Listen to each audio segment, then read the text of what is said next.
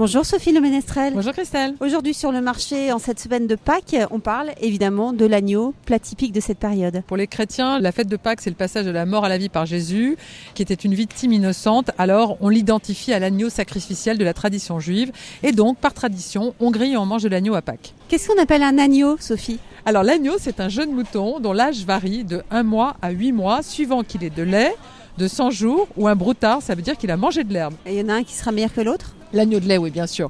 Parce qu'il est élevé et nourri exclusivement au lait de sa mère de 20 à 60 jours. Et sa viande est d'une incomparable tendresse. Elle est très pâle, quasiment blanche et elle a des saveurs de noisettes. Sinon, alors vous avez 2 broutards donc, qui ont été sevrés et nourris d'herbe, mais qui vont avoir beaucoup de goût. Vous avez celui de Sisteron, par exemple, qui est nourri dans les alpages de Provence, qui aura une chair au goût légèrement anisé.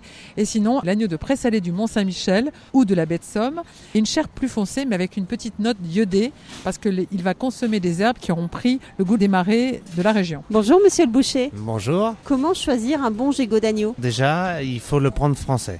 Il faut le choisir par rapport à sa couleur. C'est-à-dire, plus il est clair, plus il est naturel. Plus il prend de l'âge et plus il foncit, plus il brunit.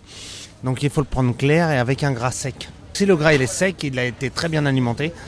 Dehors, dans les champs, il a bu du lait. Comment est-ce qu'on va le préparer, le gigot ou d'autres morceaux d'agneau ? Alors la viande d'agneau, vous pouvez la consommer en gigot, en fricassé, émincé, en côtelette bien sûr, en ragoût, même en tagine. Mais je dirais que pour Pâques, de manière traditionnelle, vous allez choisir un gigot parce que ça va vous permettre de nourrir 8 à 10 personnes.